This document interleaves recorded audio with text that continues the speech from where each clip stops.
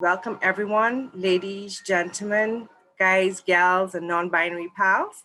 I'm Monique Springer, Project Officer with UWIHARP, and I'm joined today with Ms. Kelia Anderson, our Project Assistant, and she will be providing some technical support for us. A very special welcome to our students, staff members, off-campus partners, repeat visitors, and to our new guests. UWIHARP is the HIV Sexual Health Unit at UWI, and we seek to positively influence the sexual and reproductive health and wellness of the university population and wider Caribbean society. Our primary focus is the development of sexual health literacy among the community through programs such as our digital dialogues. These are sexual health conversations and were held during the semester. They included this S-Files discussion series on a wide range of topics and the Shock series, which is today's talk and which focuses on sexual health issues among our vulnerable Caribbean populations during COVID-19. And we have a few participating guidelines and notices. All mics are muted and videos are turned off. Q&A will take place after the presentation and the mics will be unmuted. We ask you to post your questions or comments during the presentation in the chat pod located at the bottom of the screen. We aim to address as many as possible at the end of the presentation. Alternatively, you can message either me or Kelia directly if you prefer. For those questions we couldn't get to, please email them to uwiharp@cavehill.uwi.edu before the end of the day, and we will address them shortly afterwards. The sessions will be recorded and the recordings will be posted afterwards on our social media platforms, including our YouTube channel, UWIHARP Cave Hill. These will be done without sensitive personal discussions to protect participants' confidentiality. Please note that we cannot guarantee confidentiality in this public forum among participants, so be cautious about what personal information you disclose about yourself and others. It is safer to talk in general terms. Also, please complete the evaluation form that will be sent to you after the session. You can always suggest topics that you're interested in for us to facilitate. There are few rules of participation, and some of them have been adapted from the HIV 2020 online. UWIHARP's digital dialogues provide a safe space to address a range of sexual health topics using a sex-positive approach. We encourage participants to share their knowledge, experiences, and opinions in a respectful manner. You may disagree with views highlighted today. However, please be respectful of other outlooks regardless of your religious or moral beliefs. Let us be mindful in the way we discuss sensitive topics. UWIHARP operates on a zero tolerance policy for any kind of abusive, discriminatory, belligerent, or disparaging comments or actions that may cause distress to presenters and or participants. Persons who engage in any undesirable behaviors will be immediately removed from the webinar unannounced. UWIHARP's guiding principle is to first do no harm. On today's topic, we are commemorating World AIDS Day, and we want to highlight stories from the trenches, as we call it, intersecting pandemics, living with HIV during COVID-19, testimonies from the communities. And these will be based on lived experiences from community members. Today on World AIDS Day, we join the global community in honoring the memory of those that we have lost to AIDS-related complications and to death. They have paved the road for us working in HIV and to inspire us to set our intentions in the correct way in our work. And the global theme this year is Global Solidarity, Shared Responsibility. And in the words of Winnie Byanyima, who is the UN AIDS Executive Director, and we're focusing again on the COVID-19, and some framing thoughts help us to really carry this narrative. She states that COVID-19 really is eclipsing the progress that the world has made in health and development over the past 20 years, including gains that we have made in HIV. And in responding to COVID-19, the world cannot make the same mistakes it made in the fight against HIV, when millions in developing countries died waiting for treatment. More than 12 million people are still waiting to get on HIV treatment, and 1.7 million people became infected with HIV in 2019, because they could not access essential services. And I want to introduce to you our very special guest today. We have Ivan Crookshank, who is the Executive Director of the Caribbean Vulnerable Communities Coalition based in Jamaica and has been a member of the senior management team since 2009. He has extensive experience in the field of human rights and HIV and AIDS, as well as the community-based response to development. He has represented CVCC at the regional and global levels with distinction over the years. Currently, Mr. Crookshank serves in several major leadership positions in the region's HIV response, including chair of both the Jamaican Country Coordinating Mechanism, the CCM, and the National Technical Working Group for Enabling Environment and Human Rights. He is also the serving member of the Board of Directors of the National Family Planning Board Sexual Health Agency. We also have Melissa, and Melissa is from the community of women living with HIV in Barbados. And for her anonymity and protection, we are using a pseudonym today. She's pursuing her Bachelor of Science in Psychology degree, and a passionate individual with an impetus to learn, share, and help spread knowledge. She is an advocate for persons living with HIV or AIDS and survivors of domestic violence.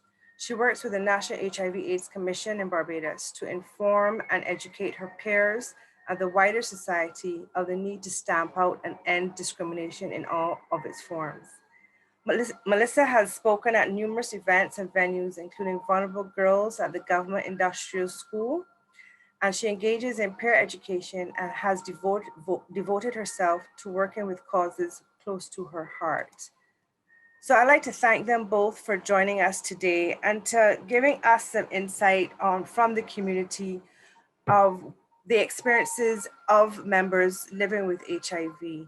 And just to say that for us at UWIHARP, we are able to this year, because of COVID, and which has opened opportunities for us to have members from the community speak to us. We usually get ourselves involved in promoting the rights and advocacy for persons living with and affected by HIV and AIDS, and for general HIV/AIDS awareness. And today is our last webinar for the semester. And we are, as I said, very honored to have both Melissa and Ivan join us to share their experiences. So Ivan, I'm going to let you take the mic now, and you can talk to us for a few minutes, and then we'll have Melissa. Thank you, everyone. Thank you very much, Monique. And it's exciting to be able to share with everybody who is online. We are all celebrating today, which I think is a tremendous opportunity to reflect on just what we have been through over the last year, but also the almost 40 years of engagement with HIV. Today, I really wanted to share a little bit about our work with key populations and how COVID has sort of impacted the work that we're doing and some of the issues that we're seeing from the communities. But I also want to talk a little bit about some of the opportunities that this moment has actually produced. Right? So I'll share a little bit about who we are, CVC. So CVC is really a coalition of organizations, and we really work with the broad range of vulnerable populations across the Caribbean. We operate in all of the language and countries of the Caribbean, languages and countries of the Caribbean. So we bring to bear that broad perspective on our analysis of the situation. So I want to talk a little bit about the context of KPs, which is our key population, our vulnerable populations during the period of COVID. What are some of the impacts of COVID on the communities? What are some of the needs that we have seen and some of the responses that we have seen the community themselves innovate to respond to the issue of COVID, and perhaps might find from that some lessons for the future. So COVID definitely brought with it a high level of uncertainty. Being a new disease, there was so much that was unknown. And that naturally triggered a lot of fear and anxiety among the members of the vulnerable populations. I think one of the issues that we had to grapple with at the beginning was the extent to which a person living with HIV would have heightened vulnerability to contracting COVID, and the fact of being immunocompromised, what would have been the implications for such an individual should they contract COVID. And so there was a lot of uncertainty around that, and that was something that community members had to navigate and try to understand a little bit more. The second issue that we grappled with was the reality of the health systems, which refocused a lot of their efforts and attention on COVID, and to some extent away from the focus we had on HIV. So that posed a challenge for the populations, many of whom had a history of marginalization. And so there was a feeling among the community members of being a little bit more marginalized than before because of the emergence of COVID. For some of the communities that we work with, the sex worker community, the trans community, staying at home and physical distancing orders and policies also pose significant challenges for them. So you can imagine that somebody whose job is on the street, engaging with people, largely now are being told you can't do your job because of staying at home orders and quarantines and physical distancing rules and policies that have been put in place. So overall, from our perspective and our analysis, COVID has had significant negative impacts on service delivery for our vulnerable populations over these past months. We identify these impacts around 4 different trajectories. One is the social and the psychological. The second is the economic and the financial. The third relates to human rights and stigma and discrimination issues, which we saw emerge during the COVID experience, and in fact, some of it which was exacerbated by COVID. And there are some programmatic and operational issues because, as you know, a lot of the organizations that are responding to HIV in the region are community-led. So, you know, they involve people who are members of the community. So significantly, if you are actually having things that are impacting the community from a programmatic level, some of those things would also impact the operation of these organizations that are providing services as well. So from a social perspective, I think the 5 things that we saw emerging. One was the anxiety and personal vulnerability. People were anxious about the pandemic, the issue about how the pandemic would impact them and their own personal vulnerability to contracting the virus. That meant that people either stopped going to health facilities deliberately because they didn't want to go into areas where they were engaging with other people, or because of their own anxieties about what it would mean for their health should they become COVID positive. So that was the first thing. The second thing relates to the fear among staff that were providing services for KPs. You're providing services for an already vulnerable group, and so there was an increased fear among the staff that were providing services about what would either happen to their clients or what are some of the implications for them as staff if they continue to provide services in the context of an unknown epidemics. The next issue relates to the disruption in the community cohesion. So, for the vulnerable communities, a lot of what we do requires us to simply engage around each other because there is the absence of familiar family and other support. So we rely on community cohesion. So a lot of our activities meant bringing people together for limes, for little interactions that could allow for you to be able to engage and to be socially engaged.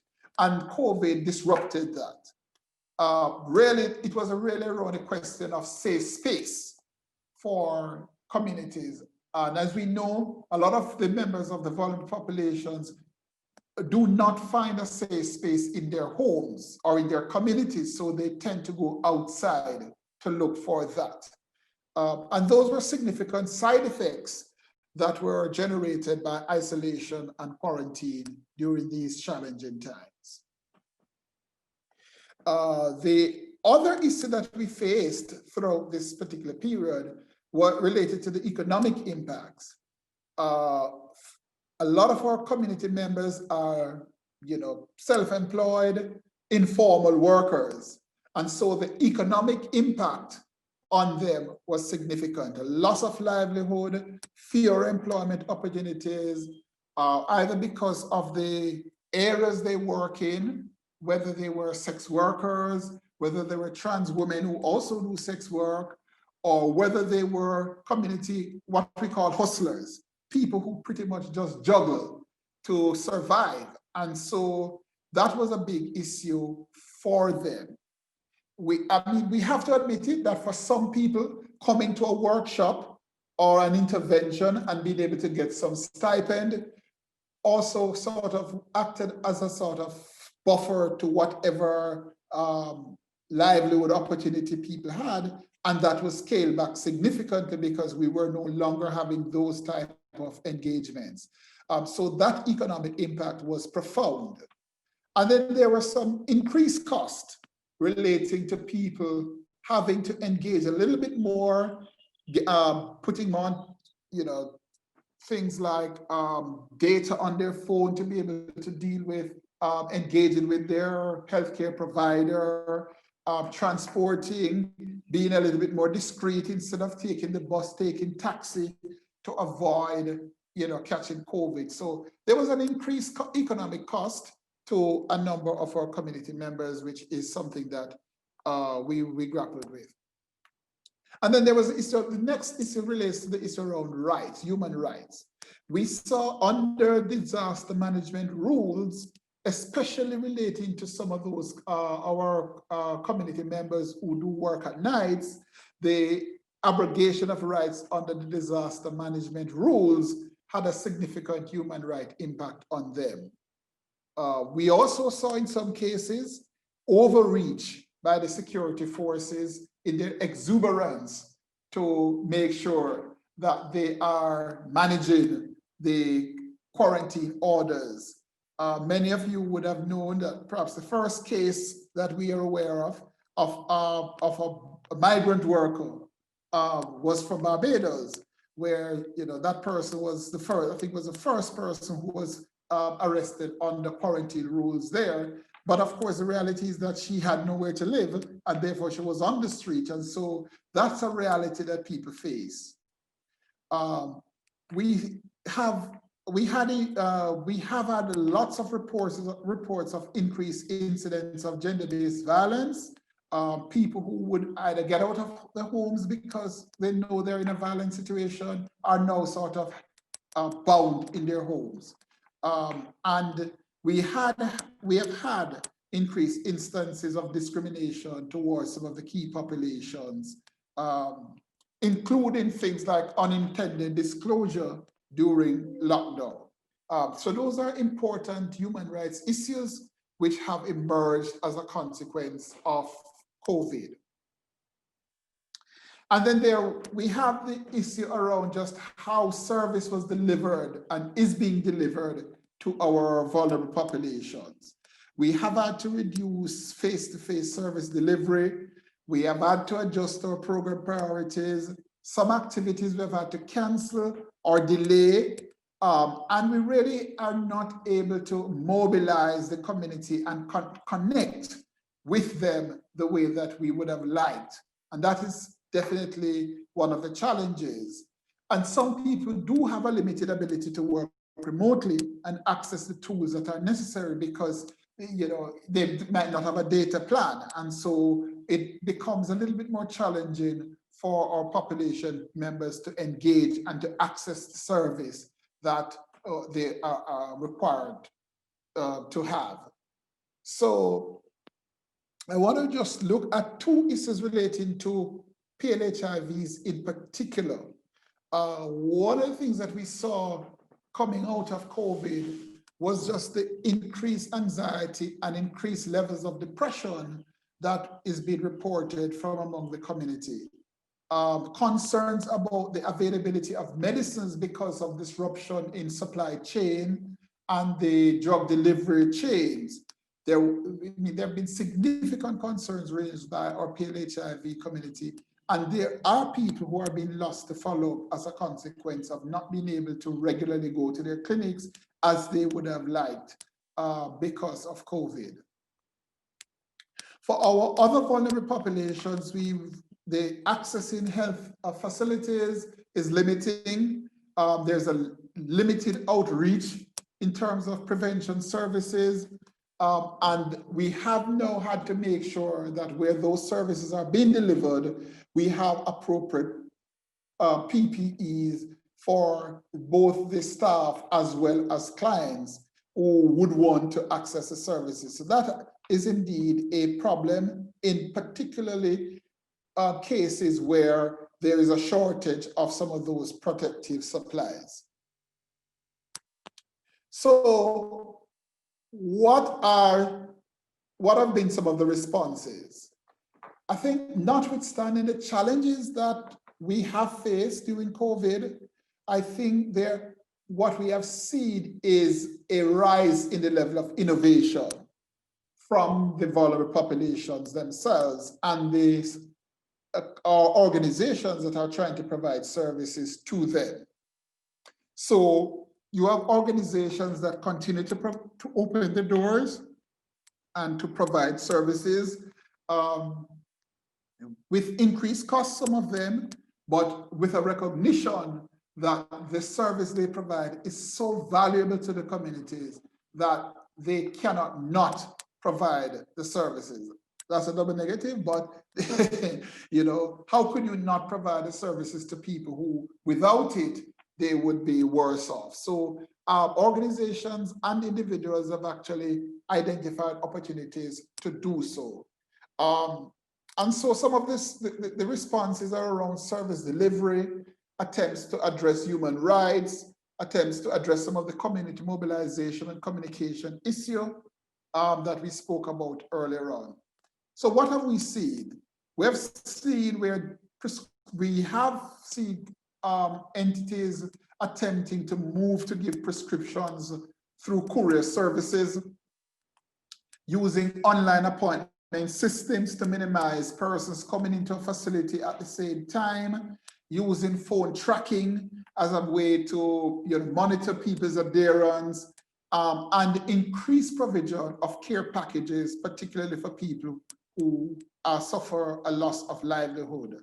And we have seen an increase in online support groups. And for the community mobilization piece, we have seen an increased use of text messaging, WhatsApping for counseling, as well as the use of telephone hotlines. And I think every one of us can testify to the fact that we are beginning to be almost zoomed out. But Zoom is the new normal because virtual meetings and education sessions is the new normal as we try to grapple with these twin pandemics. Right. We have had to use existing online sites to reach people. We have had to refocus messaging around COVID, and a lot of our work was geared towards just telling people to come back to care for those who have missed care, and to provide mental health support, as well as to do our virtual engagements. And I think the final thing that I would want to talk about is just the opportunity that COVID has presented to us. COVID has shown us that there is a a world outside of the world with which we were familiar, and that even as we respond, we should harness that new world, capitalize on these opportunities that exist to do things differently, whether it is in advocacy, whether it is building solidarity, building cross-sectional learnings, and using the range of technological tools that are available to provide safe spaces, information, and services to our vulnerable populations. And I think also one of the things for me is really a classic case that I see in this is we are 3 organizations providing services for key populations were able to establish a web-based online appointment system, which was a fully integrated system. And in 1 month, we were able to get 80 people who registered, came in did their counseling online, came in and did their HIV test. And these were all people from the vulnerable populations. And I think that's something that is a very positive move, and it's something, a tool that we think we can use moving forward. And there's a lot more that I can talk about, but I'm open to the question and answer session where I can share more and respond to some of the questions that you might have. So thank you very much. And I'll hand back over to our moderator. Thanks, Ivan. Thank you so much. And just to pick up on the 4 dimensions that you mentioned, and this really is part of the global chatter that I've been hearing on the intersections with COVID and persons living with HIV, and certainly other key populations, that around the social impact, the economic impact, human rights, stigma, discrimination, and of course, delivery of services. Yeah. And certainly in the Q&A, we will explore this some more. As you know, we mentioned, we spoke about briefly in the pre-webinar discussion. Really want to maybe tap into how community-led organizations can really agitate more in the Caribbean. And then from where you're sitting, I mean, you would have a better vantage point than where I am to maybe have a conversation about what's happening and what could be happening. But now I'm going to invite, so thanks again, Ivan. I'm now going to invite Melissa to share with us her experiences from the community living with HIV. And you can, yes, you're unmuted and you can go. Good afternoon, everybody. Okay, so from the perspective of someone living with HIV in the community, a lot of what Ivan said, I would wholeheartedly agree with, because I was first, when COVID first came up, there was a lot of uncertainty in the community. There was a lot of uncertainty. I had a lot of uncertainty myself as to what would happen, what were the implications should I contract COVID. You know, there was not much talk centered around persons living with HIV. And that was part of the anxiety, you know, causing phenomena, because it is still a very new disease, very new illness, and not a lot of people are even trying, in my mind, to be aware or to become educated about it. So, and that's even in some of the sectors of health, because I find that a lot of healthcare persons, not healthcare providers, but persons who work within the service, there's a lot of fear going around, but that's understandable because that's human. So let me backtrack a bit and tell you a bit about myself. I was first diagnosed in 2011. And since then, I've been healthy. I have had no challenges related to HIV. I've lived my life pretty normally and gone along my way, continued to pursue my dreams and, you know, live pretty, as I said, pretty normally. When one of the things that struck for me with COVID, especially because of the discrimination that already existed in the community, was the way in which persons who were diagnosed with COVID were treated. And and if you had to be tested for COVID, and it reminded me a lot of how people felt and still feel about HIV. However, shortly before the resurgence of COVID, I find that the community had become very desensitized to HIV and the ways in which you can contract HIV. And I was hearing things like, I would prefer to have HIV than cancer. I would prefer to have HIV than this or than that. And it spoke to something, I mean, in a way positive, but also something very negative that was happening. It spoke to the positives that, okay, well, it means that people understood now that HIV was not a death sentence. People understood that you lived a relatively healthy life as long as you maintained your medication and stuff like that. But then it also said to me that people weren't being careful and that HIV was no longer being taken as seriously as it should have.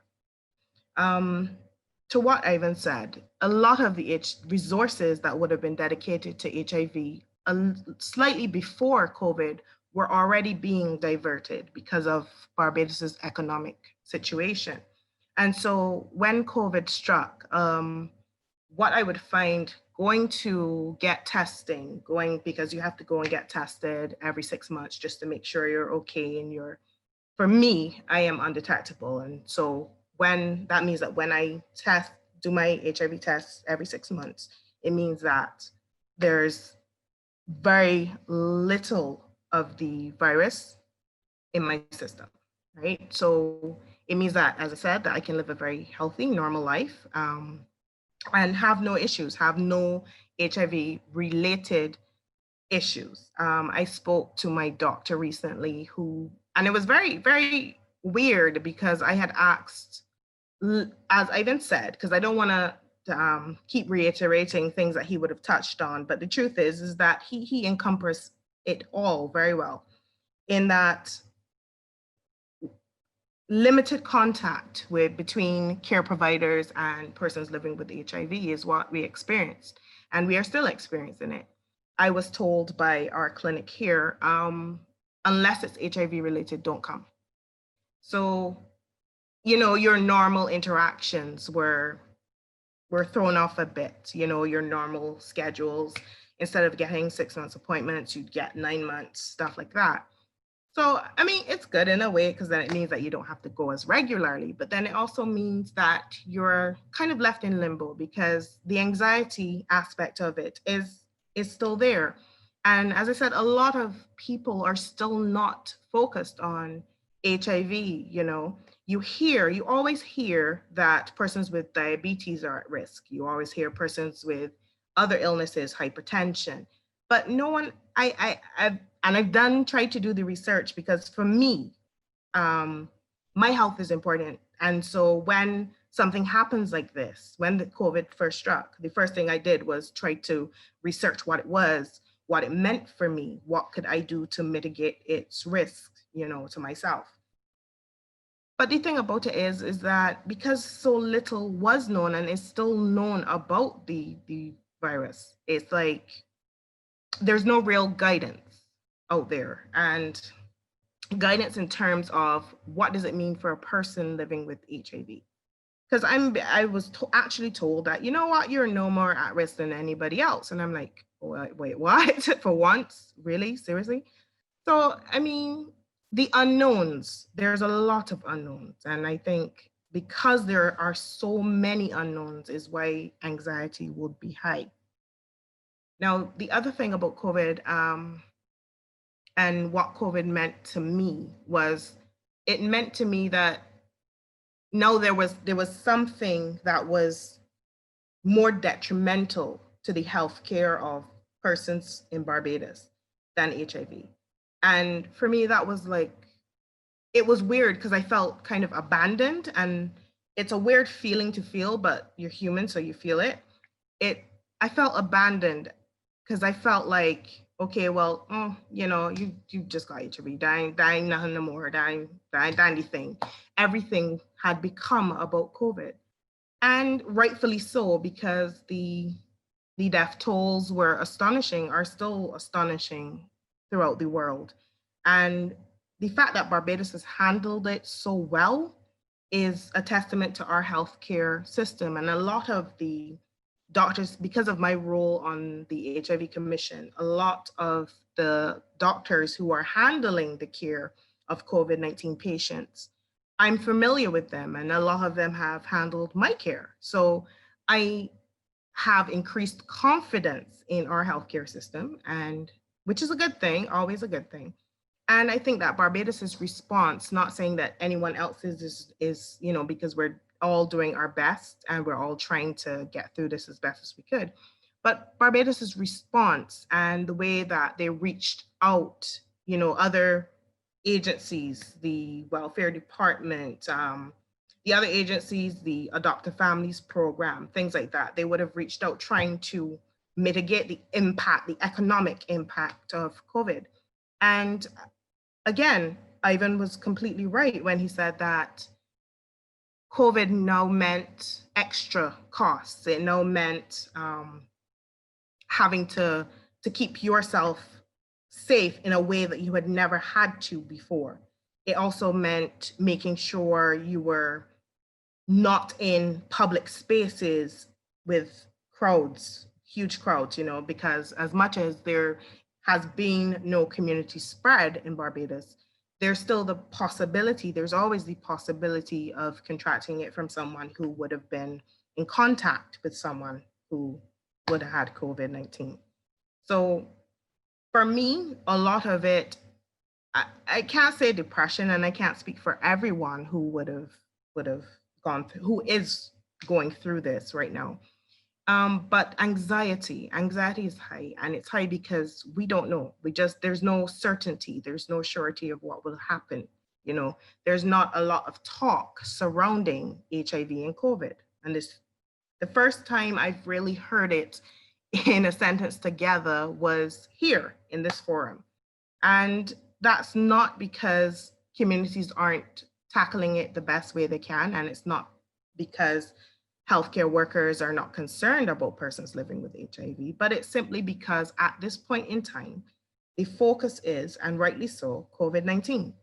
And so for the other end of it is that while not knowing what would happen if you contracted the virus, and also seeing the similarities to the way that persons with HIV are treated, it was an eye-opener for me. It really was. And to think that persons were saying, and as I said before, I heard it, people were saying, oh, well, they'd rather have HIV rather than having COVID. They'd rather have, and I'm like, so, you know, it's weird to me that people would want an illness that for so long has been considered deadly, and they would prefer it, you know, to other illnesses. But it says a lot to me about education, and it says a lot to me about where we are, because I'm an advocate as well, and it says a lot where we're falling down and where a lot of the information, and it may not, it's a breakdown in communication on my part, because we are not getting the message across that it's still a deadly disease. It is still a very serious disease. And as much as you can live with it, I have to take medication every day. I still have to watch what I eat. I still have to make sure I don't contract other illnesses. So it is still very serious. And I find that people are not, it doesn't seem like, because it's not the focus anymore, it doesn't seem like people are taking it as seriously as they used to or they should. Another thing I want to say about the impacts of COVID, furthermore to the financial aspect, it's the impact on your job.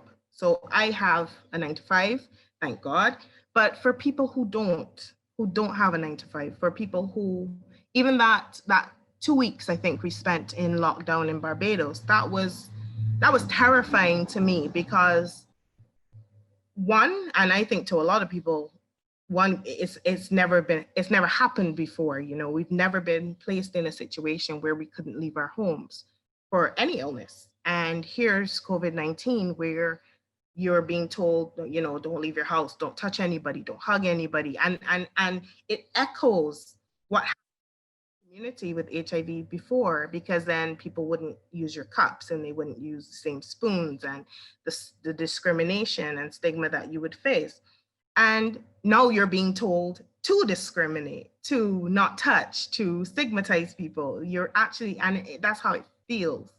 They're not saying that exactly, but that's how it feels. It feels like you're being told, okay, be careful, don't hug, don't touch, don't kiss, you know, stay 3 feet at minimum apart. And so it brought back a lot of issues on discrimination and stigma for me. And, you know, the fact that you're hearing from authorities to that this is the new normal. And I'm wondering to myself, like, how do we go back or go forward? How would do after COVID? Because there will be an after COVID. I'm very confident in that.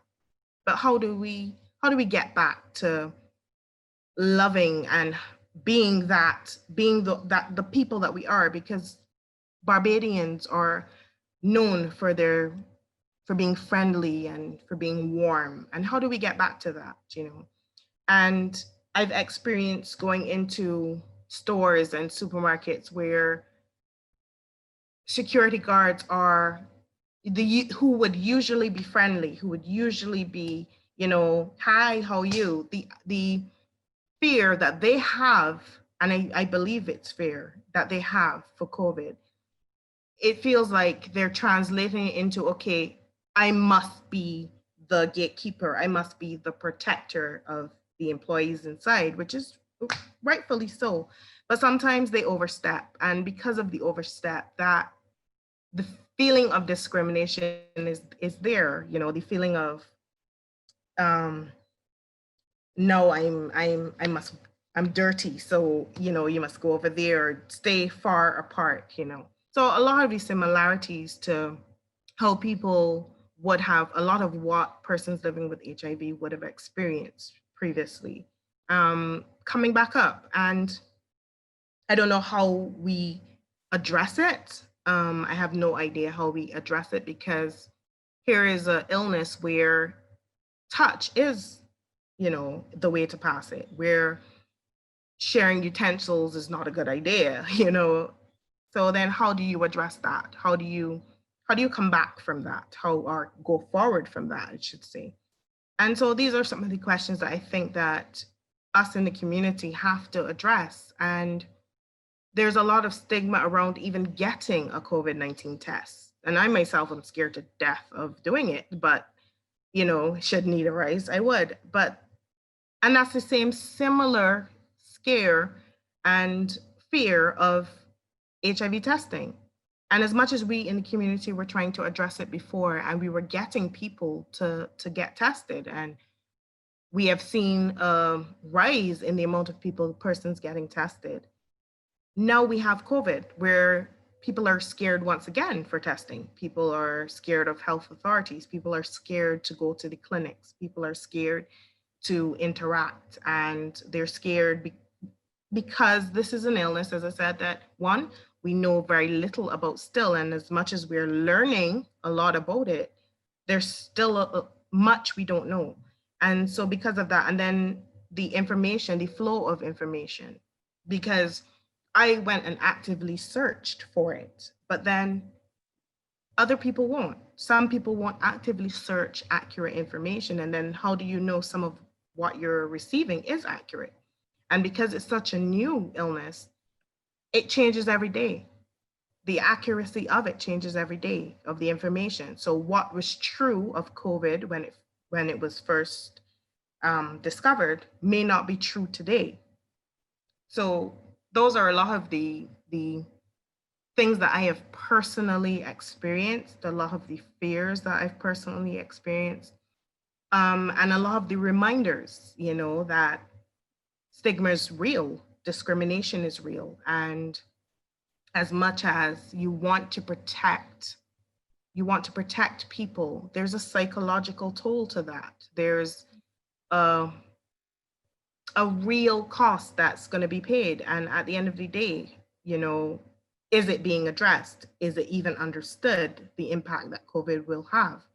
Because when a vaccine is discovered, if a vaccine is discovered, and hopefully it will be, you know, a vaccine with 100% efficacy, I doubt, but, you know, we can hope. But when it is, Melissa, I have 5 more minutes. okay. So Okay. when it is discovered, you know, and when people, because they're still talking in the community about people not wanting to take the vaccine. And so, as I said, it reminds me of persons living with HIV and not wanting to take their medication, not believing in the efficacy of the drugs. And because we see a lot of that, people slipping out of treatment because they feel fine. So why should they have to get up and take drugs every morning? You know, that drug fatigue. And so it's very similar in my mind, the two illnesses, and a lot of what is coming out of the community because of the interaction of the two illnesses. And so, as I said, just to summarize, this is the first time that I've seen a forum that really addresses the two together, you know, and so kudos to you for that. But information needs to be shared, and it needs to be shared in such a way that people understand, in such a way that the conspiracy theories will be, you know, eliminated. Well, not eliminated, but then you'd know forthright that these are not true, you know. The same way that we've dispelled a lot of the myths on HIV, a lot of the myths surrounding COVID-19 also need to be dispelled. And that pretty much wraps up what I have to say. I look forward to also to the question and answer session, and I'll leave you there. Thanks for listening. Thanks a lot, Melissa, and thank you for speaking truth to power. I really appreciate your interventions, and I think for me, what really stood out really was just talking about and sharing your experiences, especially psychosocial impact, that that Ivan raised, but then really hearing from your experiences. And one of the things that certainly working in this field and following the conversations around sexual reproductive health and just hearing you speak about it, you know, that it was not a priority during COVID, and it still isn't. If in December, we're now hearing in Barbados, if you're now hearing, you're from the community, a conversation on COVID and HIV, you know. So that for me is a little worrying. I don't know that in Barbados that there are other conversations around sexual health and COVID as we would like. And certainly the anxieties I can, you know, relate to not just myself living and working from home and, you know, having to manage this new normal, which I don't really like that because it assumes that normal was okay to begin with. But also going into I've mentioned it, zoomed out. I call it webinar wipeout. You know, we're just tired of, but this is the only way that we can connect. This is the only way that some of us can actually function and meet. So I really appreciate, you know, your input. And the question that I love that you posted, that you mentioned, how do we get back to loving? And I really like that. And that sounds like it's a paper somewhere post-COVID. You know, how do we trust each other again? And very early up in the pandemic, especially as you mentioned, the stigma and discrimination, it also reminded me of the stigma and discrimination of those who were living with HIV and also the healthcare providers, you know, working in the field of HIV, how they too were stigmatized. I am going to open the floor. Kelia, do they have any questions? Not at the moment. As yet? Okay. Well, I do have some questions. Maybe we can have a conversation with Ivan and Melissa. And Ivan, you know, I just want to pick up on that little sidebar we were having, our little caucus before. And, you know, there's a lot of enthusiasm, commitment, a lot of dedication and passion coming from the K-pop community globally.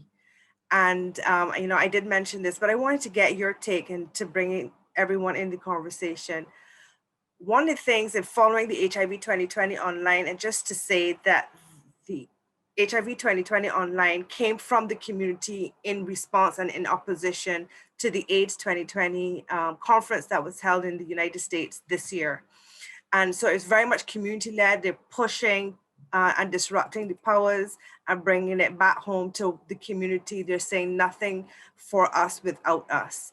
And one of the things that came up, Ivan, we mentioned, like 2% of the population for allocated for HIV actually trickled down to the community-based or community-led organizations. And I'm wondering, how can we, from where we are, from you at CVC and maybe Melissa, how can we think about agitating to tapping into the resources that are needed in the K-pop communities? So maybe Ivan, I'll let you start, and then I'll give Melissa a little time to think about it and, you know, to get her input. Right. Okay, so that's a very interesting question and one that we have been grappling with. We have recognized that we have to do two things. One, we have to sensitize the communities around budget advocacy. And budget advocacy for health and for HIV and for that to be translated to key populations. We also have to set ourselves some very concrete targets. So CDC currently is doing a range of budget advocacy interventions with our key population groups in 3 countries, where what we have done, we have gone in, we have actually walked them through their country's health budget and their HIV budget and the entire budget process in the country. And then we have also been able to show them how little of those resources have been allocated to the both the HIV response, but to the communities themselves. And we have asked them to set targets, and we have said, set yourself a target of having the countries increase by 20% within a particular 2-year period we were working with, for funding to be allocated both to the HIV response, but of that, 20% of that should go to key population funding. And then build out, the second component of that would be to build out an advocacy campaign or program that would agitate. So you would not only now be saying, oh, we need more money, but you now have the analysis that you would have done of the budget to show where the money was going, where perhaps wastage has been, because one of the things that we looked at when we were doing it is looking also where wastage is and saying, you have all this money investing in health and HIV, but it is going to build a health facility that perhaps could be built cheaper, you know, rather than investing in the community. So one of the things that we recognize is that we have to really be able to show with evidence the gaps, first of all, the needs. What is it that people need? What are the needs of the community? What are the gaps that currently exist? And then demand from our people, whether it is the donors who are funding or the governments, to say, you need to invest your resources in this particular area. The second thing that I think is important is for us to link the funding for key population programming to the data about where the epidemic is. Because across the Caribbean, we know that we have both a generalized and a concentrated epidemic. And what you find is that a lot of monies are invested in having these mass programs that are not giving you the numbers. So you're not reaching the people who need them, who need a service, who need to be tested, who need treatment, etc. And so it's about how do we argue for a more focused engagement. And we have said that the best place to put that resource is in the community, because the community knows where the people are. People are not going to get up and come to a health facility and say, oh, I'm a member of the sex work community. I'm a member of the LGBT community. I'm a trans person. Yeah. But when you put it in community-led services where these people know that this is my community, it is led by people from my community, I can go there, they understand what my needs are. We are better able to get the results that we want. And that's what we have to be arguing about. And saying to governments, invest in the community where you're likely to get the returns on your investment. So we don't just make the argument that you need to give more money. We're saying, yes, you need to give more money, but we're linking it to what we know a lot of financiers think about is return on investment. Mm-hmm. And so we said, if you invest in communities, you get a better return on your investment, your health investment. And that's the type of conversation and advocacy that we have been trying to push with our community organizations and our key population groups. Thank you for that, Ivan. Yes, I totally agree. I totally agree. Melissa, do you have any thoughts then on this idea of, funding for key pops? Yeah, my only thoughts are really that we need to shout, and we need to shout a lot louder than we are right now, because COVID found us out. And even before COVID, I want to reiterate this, even before COVID, the funding in a lot of communities was declining. Right. Mm-hmm.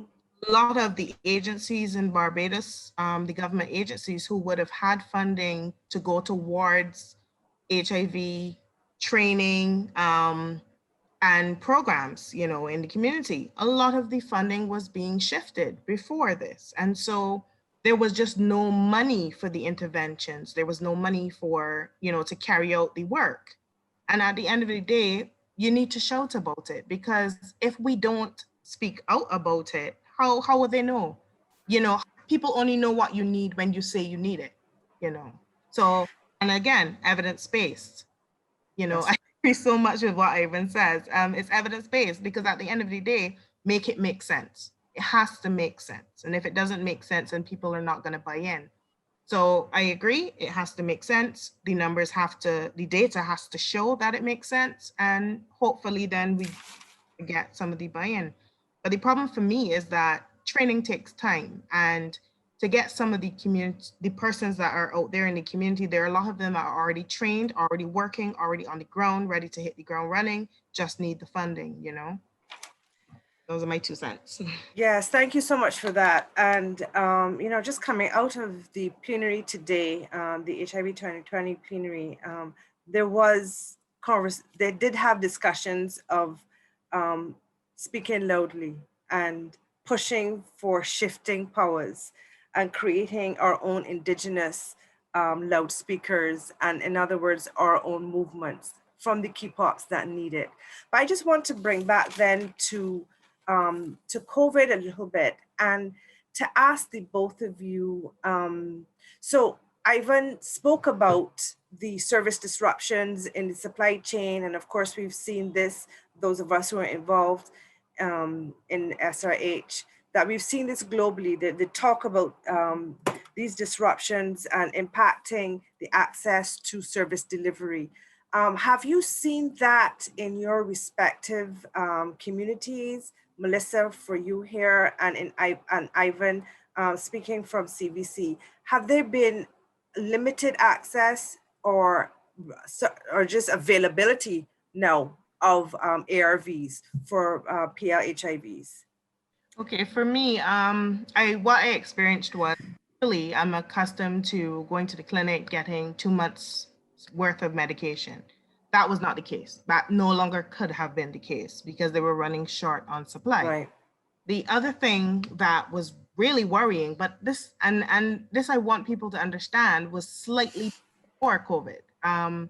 There were issues with testing reagents to test for CD4 counts, to test for viral loads. So these are things that were happening that the community was saying before. So COVID only worsened that. So imagine not knowing if your medication is still working, basically, you know. So these are the things that need to be addressed. And again, the shortages are real. They're real, and we're feeling them. And we are feeling the pullback of care. And as I said in my presentation, we're being told if it's not HIV related, don't come, which is not the norm. You know, it's not the norm for us. You know, not how we interacted with our healthcare providers before. So the shortages are being felt. Yeah. Thanks for that, Melissa. Ivan? Yeah, I 100% support what Melissa said. We experienced that there's a lot of challenges particularly in the early part of the pandemic in terms of the supply chain issues. As you know, quite a bit for a number of us in the region, our medications come out of India, and there was almost a total lockdown of movement coming out of that region in the early part of the pandemic. And so what you have found is that, I mean, we had cases where people were going to the health center and getting 1 week supply, which meant they had to be going back every week to get their supply, which flies in the face of everything that you're trying to do. Exactly. Saying to people, stay home, don't come out. And so even though we have a policy around multimode prescripting, pharmacies were not able to meet those because they had to be rationing. Because they were unsure when the next delivery would come. So we had that challenge. I think the other area which we had also a challenge in was in terms of, as Melissa said, reagents. At one point in time, there was a significant backlog of viral load testing in one particular country that I'm familiar with. And that was a consequence of them not having reagents to be able to process these tests. And so the challenges about service delivery are real during, and in fact, in some cases where it was already challenging, those situations were exacerbated by the onset of COVID. So for those people in those communities where they were struggling, it became extremely hard for them. Now, with all of this uncertainty, I'm not sure if I'm going to get my medication when I go to the pharmacy, or how much I'm going to get. I'm not sure when I'm going to get back my lab results. I'm not sure what my CD4 and my viral load results are, and how I should manage myself from that. And it was not only for the clients who the issue was affecting, it was also affecting the ability of the doctors to be able to manage their patients well. Because without that vital information, they can't manage their clients. And there was not any ready switch, because you don't switch medication that easily. And so as a consequence, I know particularly in the first 3-4 months of the pandemic, there was a lot of struggle. And in a number of countries in the Caribbean, there continues to be the struggle. I take a country like some of the Eastern Caribbean countries where they send their viral load test to other countries, either to the Carrefour lab or to the lab in Martinique, and people weren't flying, people weren't going anywhere. And so they had that issue in terms of just getting the test to the people and they get the results back in a timely manner. That was a big issue. And then in other cases, we had where the entire team, one country, the entire lab team was diverted from doing any lab testing, any viral load testing, because they now had to be dealing with the upsurge in COVID that occurred in that particular country. And the lab only had capacity in terms of its human resources to deal with the rapid demands from COVID. And so the viral loads were just left there hanging until people started agitating and saying, no, you have to get a solution, you have to resolve it, at which point in time, they started taking action to resolve it. But, for months, the doctors complained, we are not getting viral load tests. They're not being done, they're not being signed off on, even where they're done, because you need the senior technician to sign off and validate, and that was not being done because that person was so overwhelmed with just trying to validate COVID testing. So there are real issues that emerged during COVID in terms of just the supply chain and the delivery of services to people living with HIV. Great response. Thank you so much, Ivan. And Kelia, do we have any questions or comments from the participants? No questions at this time. No one has raised their hand or shared any. I think Randy has raised, there's a hand raised from Randy. Really? I can't see from where I am. Okay. Yeah, there's a Randy who has raised. Go ahead, Randy. Hi, good afternoon, colleagues. Hi, Keila. Hi, So I Randy. raised my hand and then I put it down. So that's maybe why you didn't. Yeah. But nonetheless, I just wanted to thank you guys for the discussion this afternoon, and I agree a lot with what Ivan had said. I hope that my thoughts translate properly into the question that I want to answer in particular for Ivan. Because I do agree, we need to know what the needs are, what the gaps are. But then I'm wondering about where are these vulnerable groups?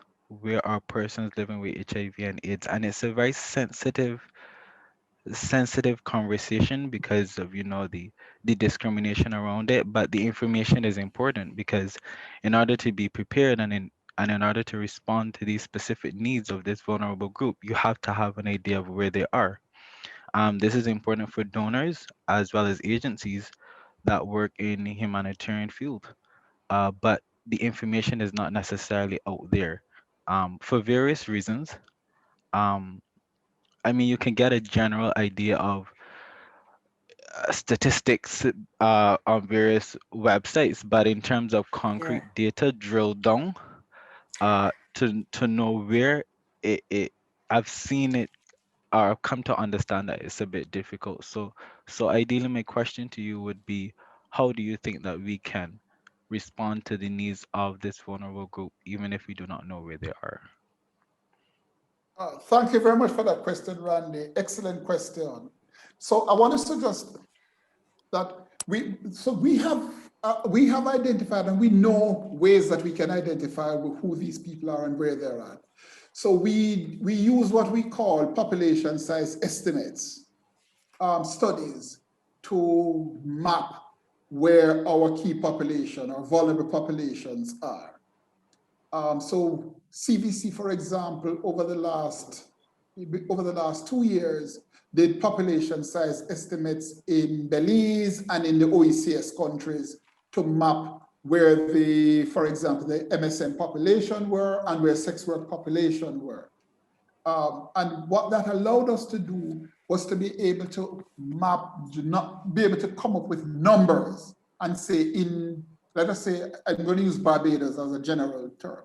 In Barbados, we have 500 members of the LGBT community or 500 sex workers. And that's out of a scientific approach to mapping the community. So we can tell what the numbers are. So we know what the community needs would be. And then within those studies, we deliberately do what we call geographic mapping.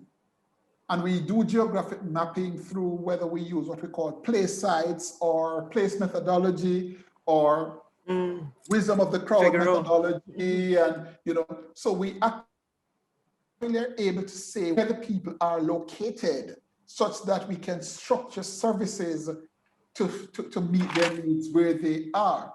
So in some countries, we do have that information.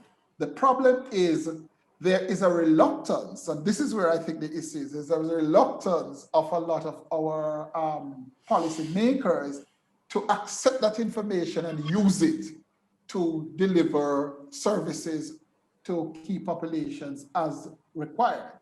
But it's something, I must admit that doing a population size estimate is an intensive process, especially when you want to get it right. And it's not a snowball effect. We find that snowball doesn't give it the best effect. It's best if you use your RDS approach, which is your random driven sampling. And what you do is that you identify seeds, and the seeds then would identify people down until you are able to map out this net. When you look at it, you see a net, and that net will tell you exactly where people are and how clustered those communities of individuals are. And then that will help you to better understand how to tailor your services and where those resource needs might be. So that's something that we are excited about. We have done several of them, and we continue to do them to be able to provide the information that policymakers and the service providers need to be able to provide services to the communities that need them most. Great answer, great answer. Thank you so much, Randy. That was a great question as well. I'm not seeing any other questions or comments. Keely, I'm not sure, because I can't see from where I am. Okay, so I think looking at the time, and I just want to thank Ivan and Melissa, and maybe to have one last question that will maybe serve as maybe some closing remarks. From where you sit, maybe 1 minute or so, what would be your call for action if, for example, we had to do this all over again, to go back from the beginning? What would be your call for action? Ivan? Okay, so if we had to do this all over again, I would say trust the science. That's the first thing. I don't think we can ever go wrong with trusting the science.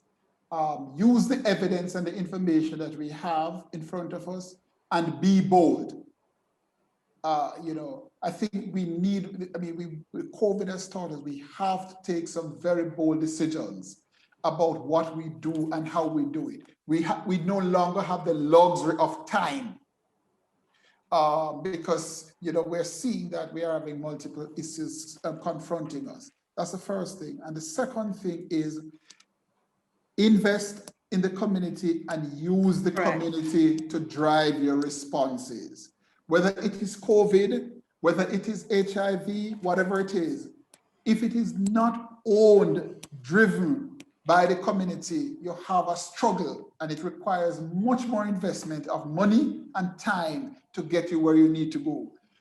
If you get your community to buy into whether it is a vaccine for COVID, whether it is to prevention for COVID, prevention for HIV, once you get your community to buy into that, I think you're well on your journey to resolving the challenge. So, but invest in that community infrastructure, because that's where you're going to get the best bang for your buck.